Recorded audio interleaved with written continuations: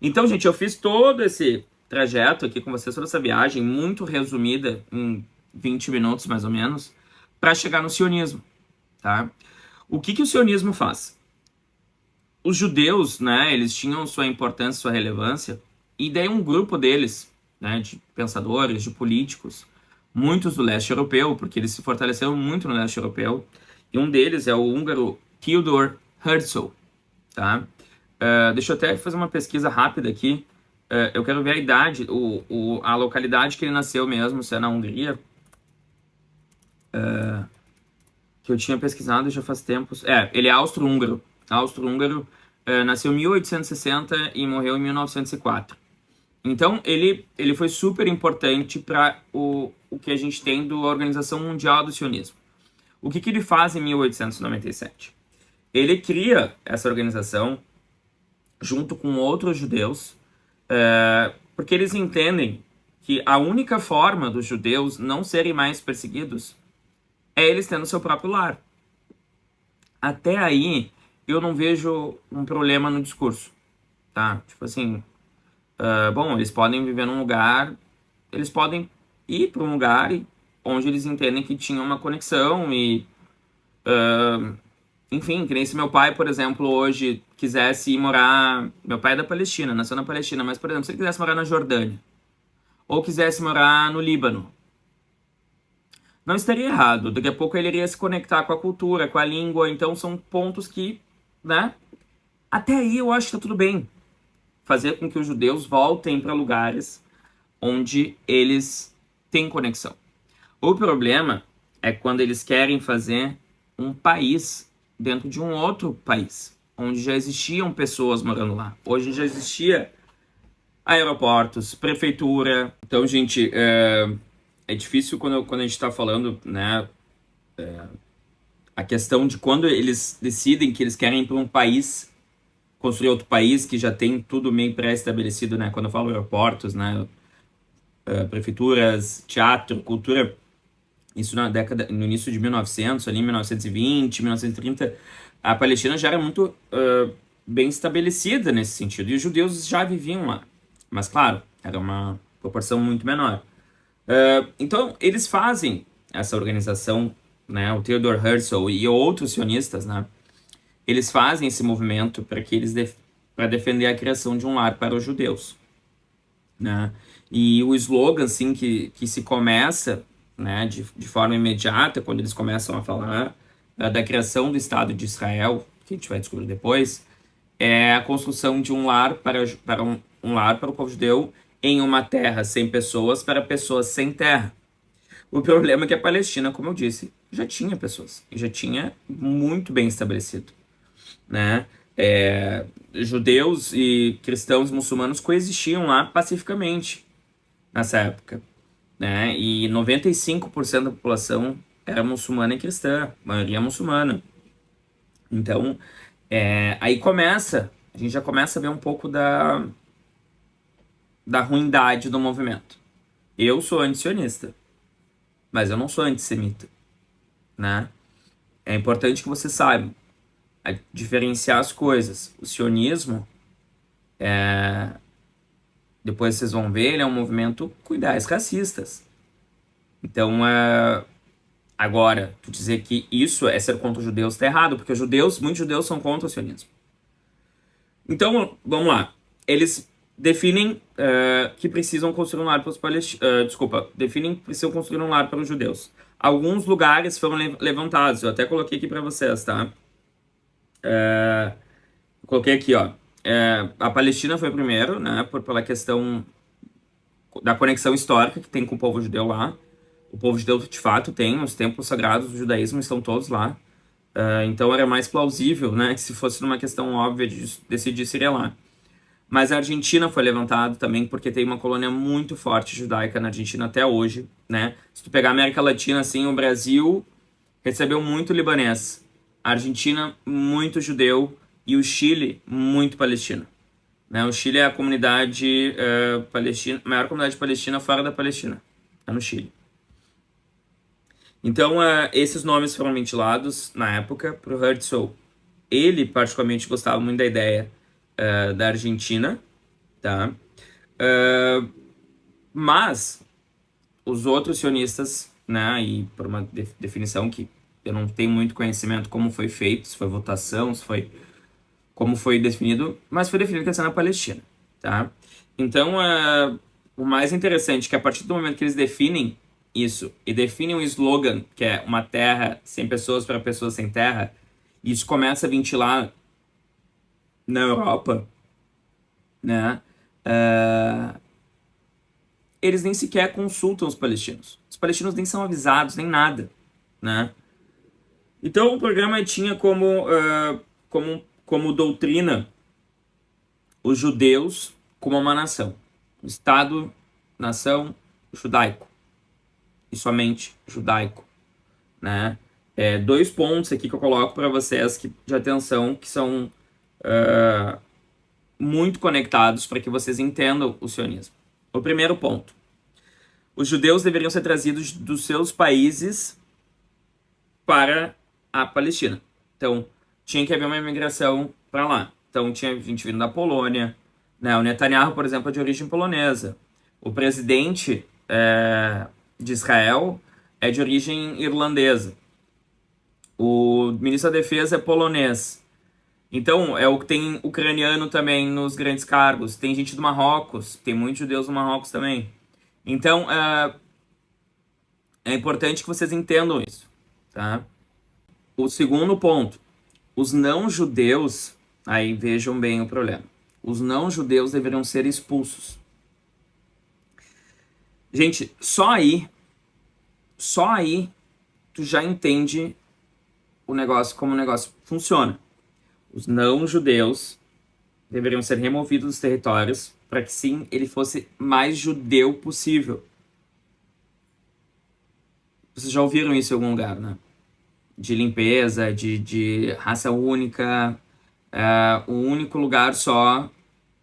Cara, o sionismo é um desrespeito com a memória judaica, a memória do Holocausto. Eu vejo muitos judeus na internet, principalmente depois que estourou esse negócio de Gaza, falando sobre isso. Falando que o sionismo ele destruiu a concepção da religião judaica. Que as pessoas fazem essa associação e tá errado. Assim como o Estado Islâmico, por exemplo, que são uns bandos de maluco, terrorista, eles não representam nós. Eles não representam os pilares do islamismo. Só que vocês têm que saber quem é que financia esses caras. Quem financiam eles, né? Eles são financiados pelas grandes potências do Ocidente, assim como o sionismo. O sionismo, de início, ele não tem uma conexão muito grande com os Estados Unidos, porque os Estados Unidos não era uma potência ainda, quando começou a falar sobre. Mas a Europa, eles já tinham influência. Principalmente o Reino Unido, depois que a gente vai ver no início dos anos 1900. Então, essa questão dos extremismos que surgem no Oriente Médio, eles são importantes para quem? Para o Ocidente. Porque daí isso justifica a entrada de todos eles nas guerras, e justifica a entrada de bases militares, né, tanto dos Estados Unidos quanto da Rússia, né, principalmente em tempos de Guerra Fria. Então, então só isso já me causa uma revolta, né, porque tu vê ali que tem judeu e muçulmano e cristão no meio de tudo isso, que não tem nada a ver com isso, e nem queriam estar no meio de tudo isso, mas estão ali, né? Então, só de a gente falar que existe essa ideia de expulsar os não-judeus, já é um indício de uma ideologia supremacista, né? Porque quando eles falam da expulsão dos não-judeus, a gente está falando de 95% da população. Então, tu quer remover 95% da população para construir um país? Porque tu quer justificar que os judeus merecem pelo passado deles, que sim, foi horrível, fazendo outro povo sofrer, como eles sofreram? Para mim não faz sentido, né? Até que eu trouxe um outro dado.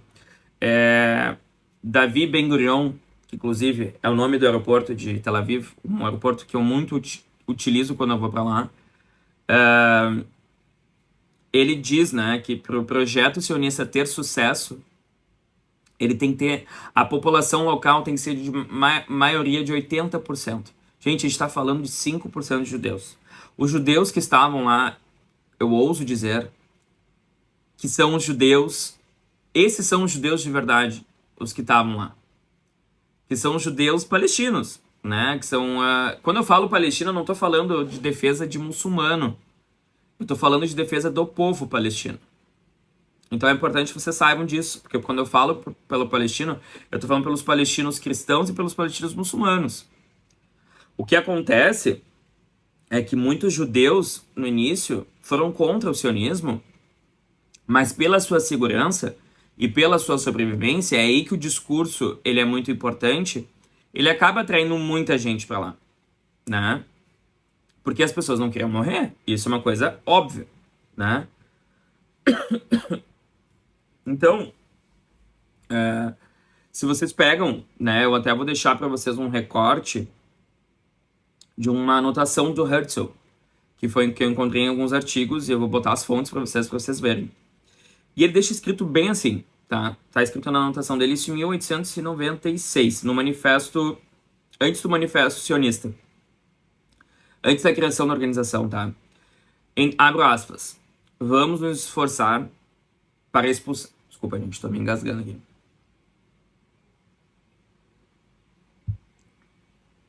Vamos nos esforçar para expulsar a população pobre através da fronteira sem ser notado.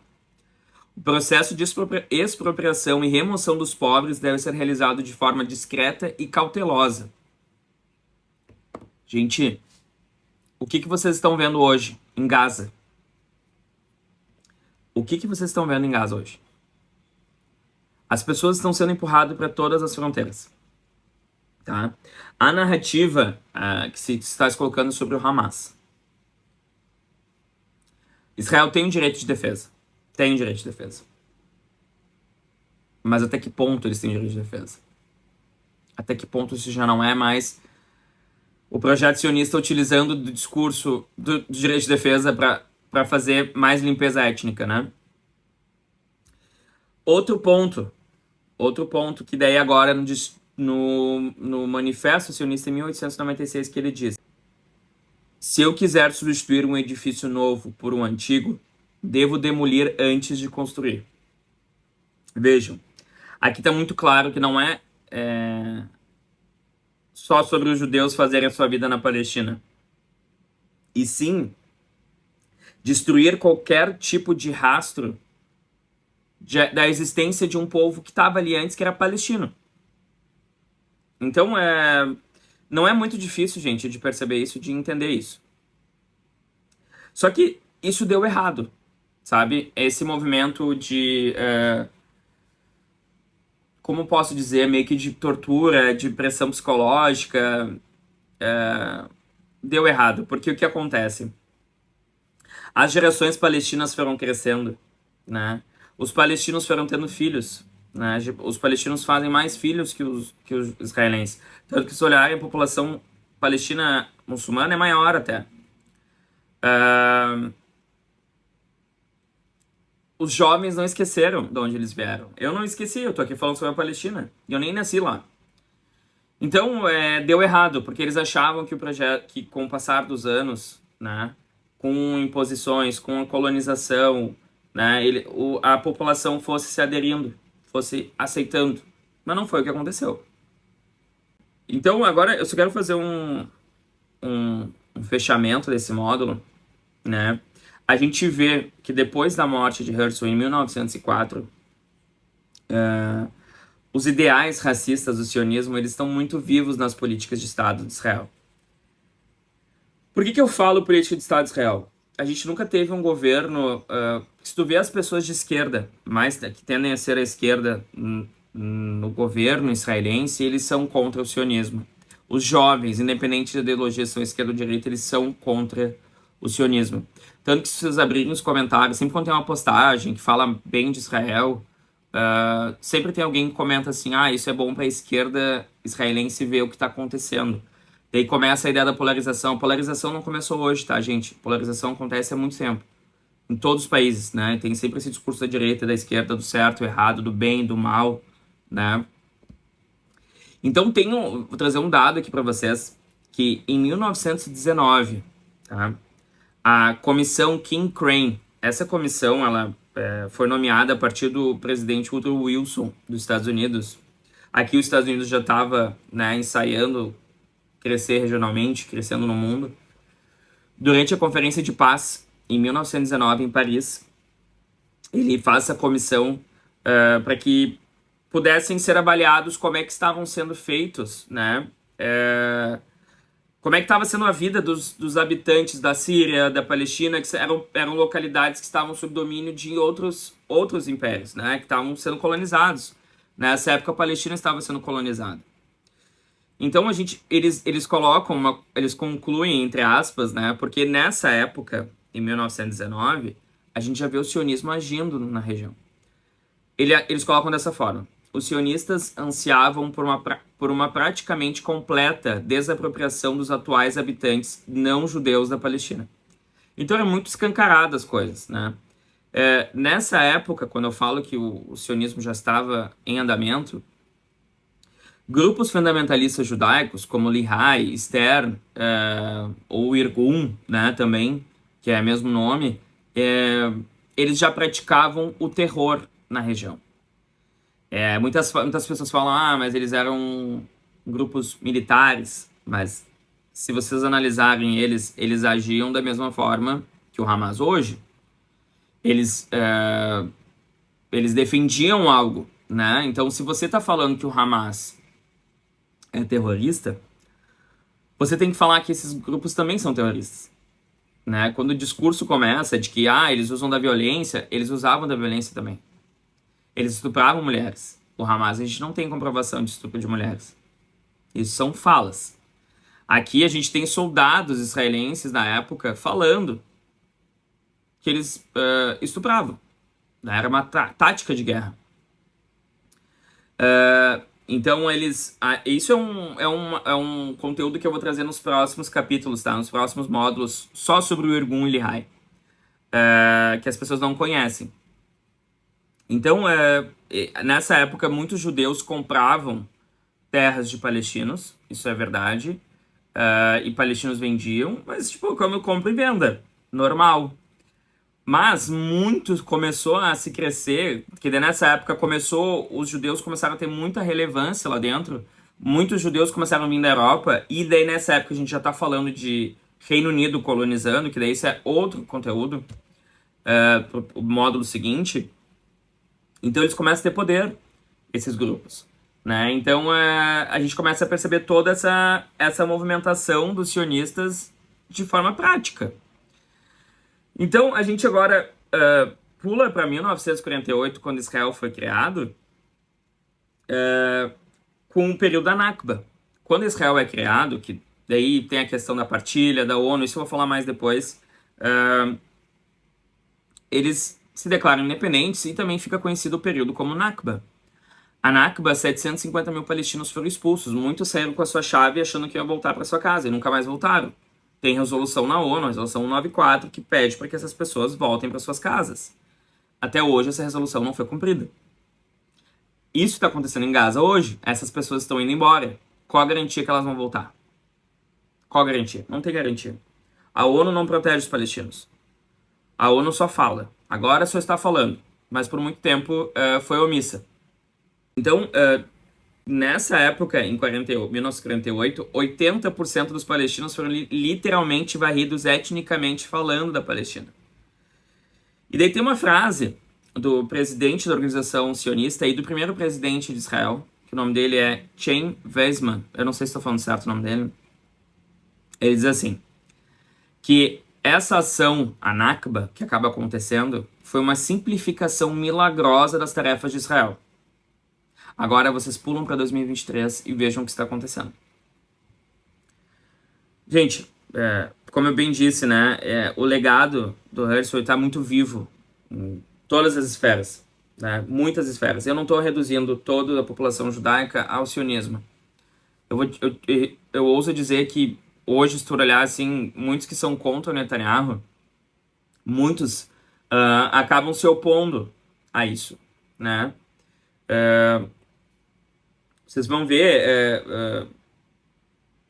que o Netanyahu, nas falas dele, ele fala muito sobre isso. Por exemplo, em 2003, ele diz aqui, ó, eu tenho anotado também, que hoje na Palestina, em Israel, existe uma ameaça demográfica, né, para a concretização do sionismo. O que seria essa concretização demográfica, né, essa ameaça demográfica? Os palestinos estão na Cisjordânia e em Gaza. E tem árabes israelenses, que são os árabes que ficaram com cidadania israelense durante a Guerra de 48. Na visão do Netanyahu e de muitos judeus sionistas, esses árabes israelenses, eles são uma ameaça no futuro. Porque eles vão ter filhos, e eles vão crescer, e eles vão continuar sendo árabes, mas israelenses. Então eles não vão ser 100%... O povo nunca vai ser 100% israelense, né? E eles não são também, porque se for pegar a maioria é da Europa, vem da Europa, então não são dali. Então, agora alguns questionamentos para encerrar. A gente pode falar que o sionismo é uma prática colonialista? Sim, deve falar. O Herzl, nos materiais dele, isso ficava muito claro. Claro, a gente estava falando de uma época que era muito comum colonizar, né? Então, não que era certo, mas não tinha esse pudor que hoje a gente tem de falar que isso é errado, né? Ele mesmo chamava a criação do Estado Judeu na Palestina como um programa colonial. O próprio banco, a própria instituição financeira se chamava Jewish Colonial Trust. As associações, as organizações aí, israelenses, judaicas, se chamava Associação de Colonização Judaica. O departamento de assentamentos da região se chamava de Departamento de Colonização. Então, quando a gente chega em 1897, o guia prático, né, do programa sionista na Palestina era ocupação, colonização e negociação. Esses são os 3 pontos que eles entendiam que tinham que ser utilizados para se instalar na região, né? Então, eu vou mostrar aqui, ó, esse vídeo que eu vou mostrar aqui para vocês agora, por exemplo. Essa senhora, tá, nesse vídeo, ela está sendo expulsa da sua casa para que imigrantes do leste europeu entrem na sua casa. Porque pelo um programa de incentivo do Netanyahu ou de qualquer governo sionista de trazer essas pessoas para Israel, para ocupar a casa de palestinos que estão ali há gerações. Então veja, essa mulher está sendo expulsa, ela não quer sair da casa dela. Isso aqui é o sionismo. Ou, por exemplo, crianças sendo presas. Crianças sendo presas simplesmente por daqui a pouco atirar uma pedra num soldado. Ou por brigar com um soldado. Uma criança de 12 anos pode ser presa na Cisjordânia. Então tem uma lei específica para eles. Uma lei específica para eles. Para essas crianças. Como vocês vão ver nesse vídeo. Em que mundo vocês veriam uma criança sendo presa? Então, gente, fechando de verdade agora, né? A gente precisa entender que você precisa ter empatia à história dos judeus. Que não é certo o que eles passaram. Não é justo o que eles passaram. E ser contra o sionismo. Você pode ser pró-judeu, pró-Israel e ser contra o sionismo. Israel não quer dizer que, por mais que Israel tenha sido criada aos moldes sionistas, a gente não pode dizer hoje que todos concordam com isso. Eu não estou dizendo que Israel vai entregar a chave para a população palestina e vai fazer um país só e vai ficar todo mundo bem em paz e amor. Não, não é isso. Mas a divisão foi feita. O país Israel já existe. Agora precisamos dar origem, dar um país para aqueles que estavam ali antes. Ou que estavam ali junto com os hebreus. Ou ali com os judeus. A história tinha que ser todos vivendo no mesmo lugar. Simples. Mas a gente entende os argumentos que eram trazidos na época, só que esses argumentos não são justos com a população que já estavam lá. Você pode defender, então, portanto, a autodeterminação do povo judeu e ser contra o sionismo. Você pode dizer que os judeus devem viver de forma segura e ser contra o sionismo também. Esses pontos todos nós devemos defender. É nossa obrigação a gente defender isso, porque a gente está falando de vida humana, tá? Isso tudo também reflete diretamente na autodeterminação e na segurança de palestinos e judeus. Porque a partir do momento que o sionismo continua muito forte lá, grupos que vão se revoltar como o Hamas vão aparecer. Se destruírem o Hamas agora, essas crianças que estão perdendo seus pais e suas mães na guerra em Gaza, com certeza, eu te digo por lógica, quando crescerem, vão se juntar e vão construir um outro grupo para se revoltar contra esse sistema. Não houve nenhuma guerra, não houve nenhuma independência de nenhum povo sem violência. E eu não estou defendendo a violência, eu estou falando de um fato histórico que aconteceu. As pessoas têm que entender. Porque daí o que acontece? Associam tudo ao terrorismo. Quando é com o mundo árabe, é terrorista. Daí vai um pouco do seu senso crítico e saber diferenciar isso. E eu acredito que todo mundo que está aqui fazendo esse curso justamente está querendo se desconstruir sobre isso.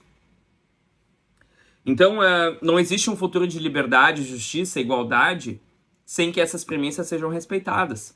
Não existe. A gente está hoje no século XXI e a gente está falando de colonialismo. A gente está falando que existe um povo que está sendo colonizado.